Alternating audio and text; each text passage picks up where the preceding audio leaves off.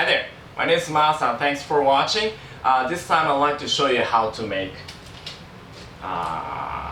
Ten-musu. What's Ten-musu?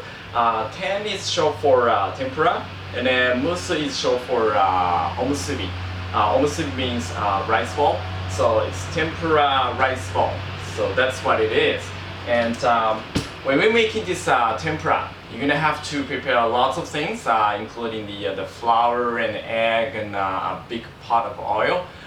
This time, I'd like to show you a much easier way to prepare, so you don't have to spend lots of time to make this tenmusu. And also, I'm showing you how to pack into your lunch box, the bento box, so you can have freshly made tenmusu on your lunchtime. Alright, so let's get started.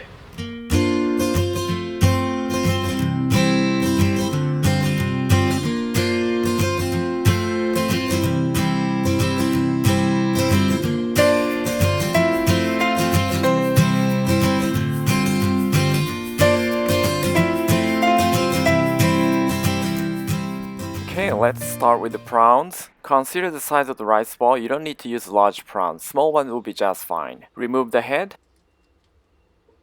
and also the shell. Because you want to keep the tail, when you peel the shell, you can start from the closest segment to the tail. And this way you can avoid accidentally taking off the part that you want to keep. To remove the vein that's running inside of prawns, you can use a toothpick or whatever is sharp and pierce the back of the prawns about little less than 1/4 inch deep. And if there is a vein, you can just pull that out. If you don't see any vein, don't bother. It may have been removed already while taking off the head. For the final process, make sure to remove the water that's caught inside the tail. Trim off the edge of the tail and scrape out all the water inside. If you don't remove the water, it'll burst easily in hot oil. You never want that to happen while you're cooking. Alright, it's nice and clean now. Okay, let's prepare the tempura mixture. Add some cake flour, baking powder, and pinch of salt. And sift it.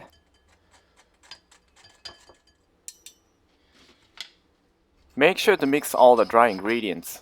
And then you can add water. When you're mixing in water, you can use a pair of chopsticks.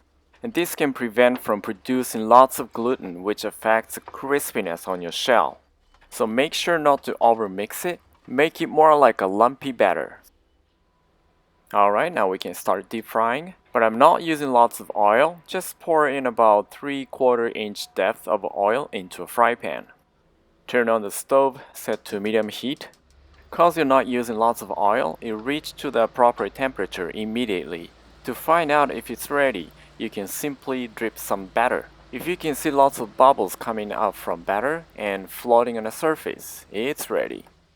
Dip your prawn into the batter. Make sure to cover the entire piece, but not the tail. And shake off the excess. Gently place in the fry pan.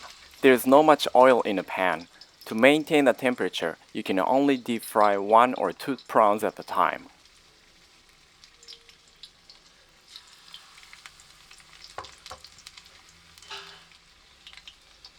If you see the edge of tempura shell turn into light golden brown, you can turn them over.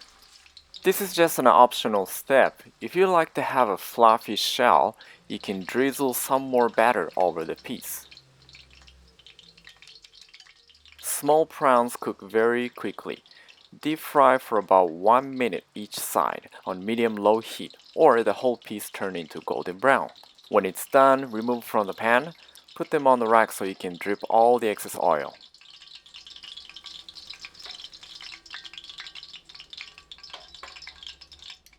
Remember to scoop out all the crumbs in the pan every time you deep fry new materials.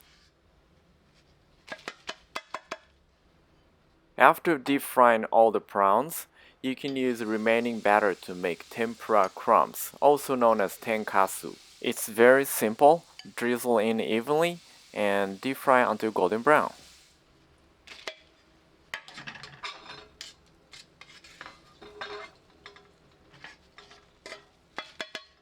Okay, now we have prawns ready and also the tenkatsu. Before making rice balls, let's prepare tempura dipping sauce. It's a combination of soy sauce, mirin, brown sugar, and water. You can adjust the ratio, make it sweeter or lighter, any way you like. Mix well, make sure all the sugar dissolves. Now we can start making rice balls. First, have some plastic wrap on your working table. Put some rice in the center. This time I use about 80 grams for each rice ball.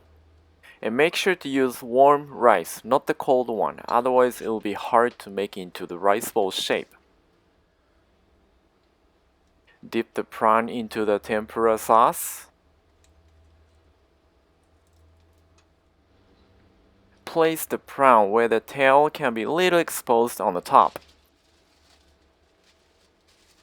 Now you can start covering the prawn with the rice. You can gently press the prawn into the rice so you can snuggle right in the center when it's fully covered. You may have a little trouble shaping into a triangle with a little tail sticking out on the top. That's okay, no rush, just go slowly. Make sure prawn gets well covered first. To make into rice ball shape, you can form your palm and fingers into a triangle and use as a mold.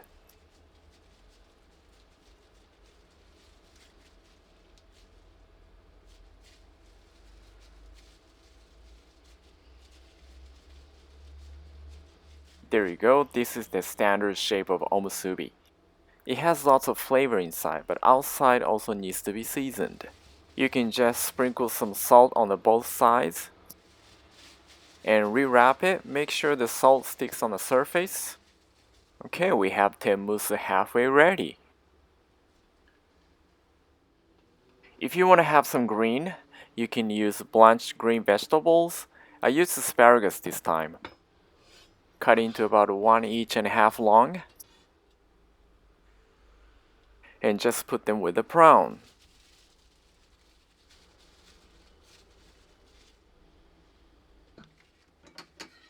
Cut sushi nori into strips. If you like to eat right away, go ahead and take the piece and stick to the rice ball. As I mentioned earlier, I would like to show you how to pack them into bento box. Make sure to wrap them tightly so they can stay crispy.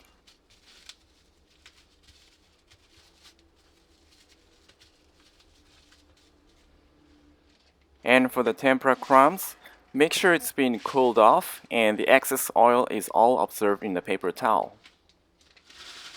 And you can put it into a Ziploc.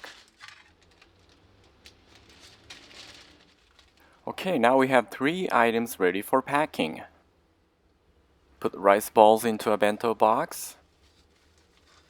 And tempura crumb goes on the top.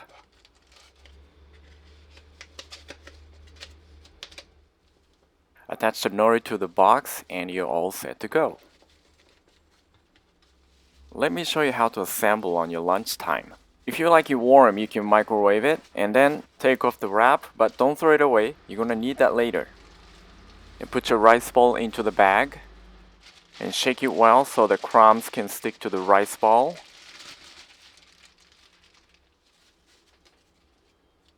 And finally, wrap your rice ball with the nori strip. Because of the oil from the crumbs, it may not stick very well. Now you can reuse the wrap to secure the nori.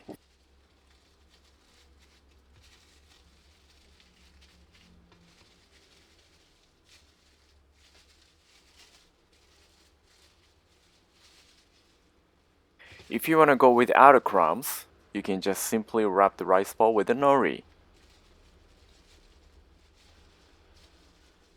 There you go, your ten-musu is ready. With crumbs or without crumbs. Either way, I'm pretty sure you will love it.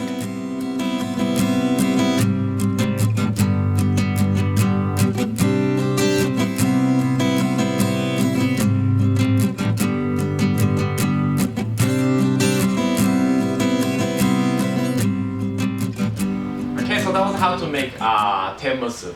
So if you pack this ten-musu into lunchbox like the way I did, you can enjoy freshly made tenmusu on your lunch break. So if you'd like to give it a try, go right ahead. I hope you enjoy it. Alright, so that's all the time I have. Thanks for watching. I'll see you next time.